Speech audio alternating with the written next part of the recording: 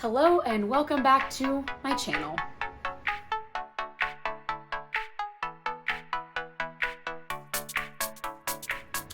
It has been a hot minute since I have made a YouTube video, partly because I was kind of burned out after the wedding series. I didn't even really finish the wedding series. I had intentions of doing like post-wedding, honeymoon, what to do, not to do, and I never got to it. I feel like I was kind of burned out on YouTube, didn't have any ideas. And then once I didn't do that video, I was like, well, I don't have really anything else that anyone cares about. So up until this point, I haven't had anything, but now I do. So this upcoming series is going to be all about my ACL and medial meniscus reconstruction surgery. My surgery is set for January 7th, which is in just over a week. For this first episode will be mostly just why I decided to do surgery, answering a few questions that I've gotten since announcing that I am having surgery, and just kind of the pre-surgery introduction to what I'm doing. But as the series continues, I plan to do maybe some videos from physical therapy, maybe some footage of the day of surgery. I don't exactly know what kind of headspace I'll be in, so I don't necessarily intend to do any that day, but more so just what I'm going to be doing to get myself back to normal, workouts that I'll be doing, maybe again some footage from physical therapy and that kind of thing, how I'm staying sane during those first few weeks. I'm not sure what I'll even record then, but I'm hoping to just give as much of my journey as I can on here, in hopes that I can help encourage people who are going through the same thing I am or who will in the future. So that's kind of where I'm going. So for starters, if you don't already know, I do have a torn ACL and medial meniscus in my good old right knee, which is the same knee that I did tear my ACL. It was just my ACL the first time in 2014. I did that while I was playing volleyball in college. I was running after a ball. My foot stopped, my knee kept going, and pop, I felt it happen. It actually wasn't painful up until after, when the swelling kicked in. So I was just more freaked out when it happened. And same time with this one. So I was in Mexico on vacation in February of 2021. We had gotten asked to play beach volleyball. Went out there, was playing for about an hour. Ended up jumping up for a ball, and as I was jumping, my knee popped. Went along the vacation. We had like 4 days left. It was pretty swollen, but I took it easy. Talked to my really good friend who is a physical therapist. She was kind of helping me through it while I was gone. When I got it checked out when I got home, basically I just did it at like a physical therapy place for a free like consult, and he told me essentially that I just had a sprain. So I was like, okay, well, I'll just do some light things and be back to normal. And I was.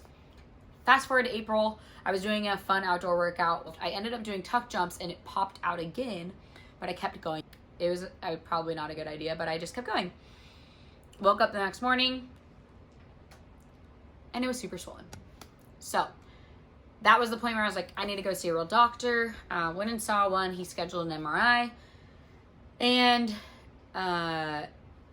then referred me to an ACL specialist, the same doctor. So I got the MRI all the way in June, when my knee was feeling perfectly fine, but it came back as a torn ACL and meniscus. So I met with the second surgeon, and basically we talked. I mentioned that my wedding was at the beginning of July, and then I had my honeymoon, so I didn't want to do anything then.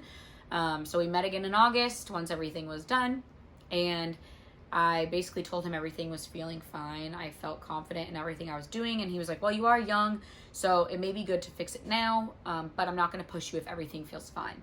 So we both just agreed that surgery wasn't in the cards for me at this moment. Fast forward again to October. I was in Hawaii. I was packing to go home, and my knee popped in and out again in a weird way, and that time it actually hurt. So luckily that was the day before we left, and it was the night before we left, so we were leaving in the morning. So I got back, made an appointment with my surgeon who I had just met with the week before to decide we weren't going through surgery, and made another appointment. He referred me out to another surgeon who I met with, and here we are. A big question I've gotten along the way is like, why did you decide to do surgery if you are active and you're able to move perfectly fine and you're able to lift heavy? And the answer to that is I'm not able to do those things really anymore. In the beginning of the surgery, I would say just like October and prior to that, I was able to jump. I was able to lunge for the most part without pain. I was able to cut. I was able to do a lot more things. Now jumping is a lot more uncomfortable. I feel a lot less stable. And the only thing I'm really able to do is bike and lift somewhat heavy, which is great. But that's the goal, is to lift heavy leading up into surgery. So that was kind of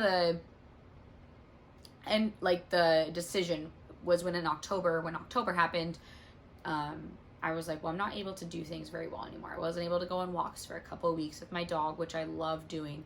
And I really wasn't able to do much of anything besides lifting up her body. So that was kind of the last straw for me of it just continuing to pop in and out and be uncomfortable. So while it was a really hard decision, I made a lot of pro-con lists, mostly because I own my own personal training business. I train clients in person, and for me to take time off to get surgery is super hard financially and mentally. So it was a really tough decision. But ultimately it came down to I can either be out for a couple of months and not able to do exactly what I want to, or I could have early onset arthritis, which I most likely will get anyways, but hopefully I can prolong it by getting surgery. I can be back to jumping. I can be back to running. I can be back to hiking next summer and doing things that I enjoy doing, hopefully pain-free if I fix my knee now. So that was kind of the decision. Ultimately, yes, you can do pretty much everything without an ACL, as long as it's not painful and as long as it's not constantly popping and uncomfortable. There's not a lot of discomfort, then you can you can function without an ACL. I was doing it for 8 months. But the decision ultimately came down to my medial meniscus. Getting that fixed is important because otherwise my knee is going to be unstable and things could just continue to happen. So that was the ultimate decision when it came down to it. I do want to preface this part with, I am not a physical therapist. I do not have a doctorate in physical therapy. What I am sharing is my own personal experience and what I have gone through. My strength and my experience and my ACL reconstruction journey is going to differ drastically from maybe what yours was, or your friend's was, or your brother's was, or your cousin's was, or what my cousin's was, or my whatever. What I'm trying to get at is what I am going to share in this video is not medical advice that you should take for your own injury.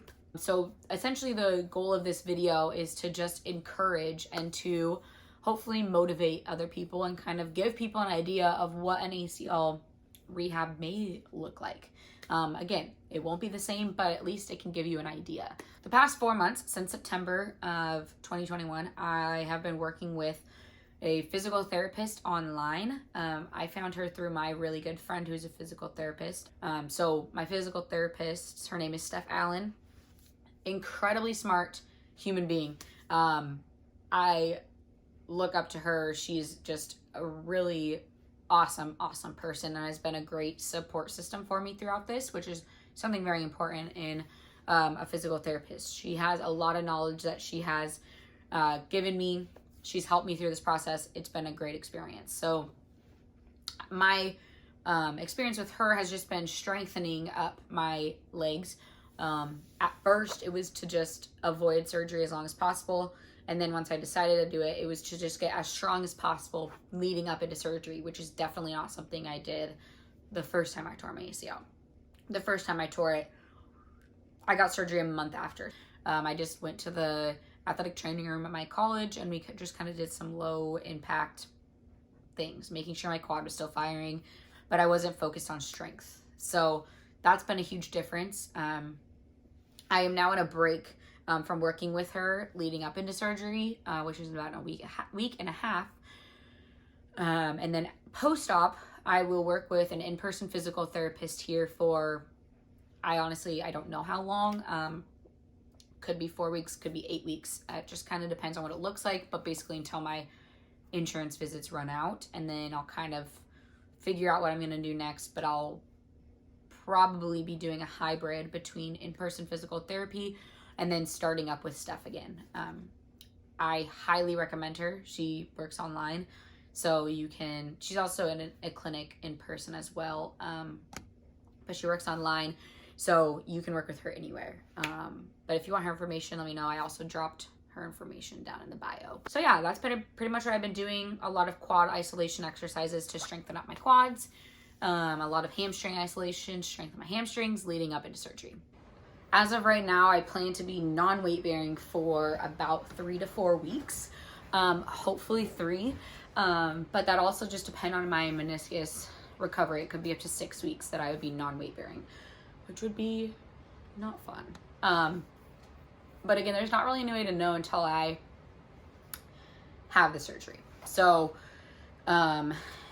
we are doing a patellar tendon graft in my knee, which I always thought was going to be more of a longer process of recovery time, but it actually is sometimes shorter and also much more comparable to an actual ACL versus what I had before, which was a hamstring graft. So hopefully the patellar will be a little better, but he did warn me that it's going to be a little bit more painful. So that'll be super fun. My goal is to get back to movement as soon as possible. It's something I talked about with my physical therapist, and I'll talk about with my surgeon as well, about when I can get back to doing upper body lifts, because my plan is to do upper body days about 3 to 4 days a week, and then my physical therapy on top of it. So physical therapy wise, I will be going to an in-person physical therapist for the first part, the initial part where I need a lot more manual manipulation on my knee.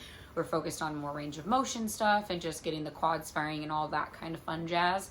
So working with someone in person will be a little bit more important. Plus I have insurance that covers those visits. And then I more than likely will work into a hybrid with the physical therapist in person and with Steph, and then move more to just Steph towards the end of, towards the middle probably, of my rehab, where I'm getting more into lifting more and just all that kind of stuff. So that's kind of the game plan post-op. Surgeon did tell me that about 3 months in, he'll give me a running plan to get back into running and jogging, which I'm excited for. And then at about 6 months, I should be all better, not notice the ACL too much or have to worry about it, and hopefully just be back to my normal self.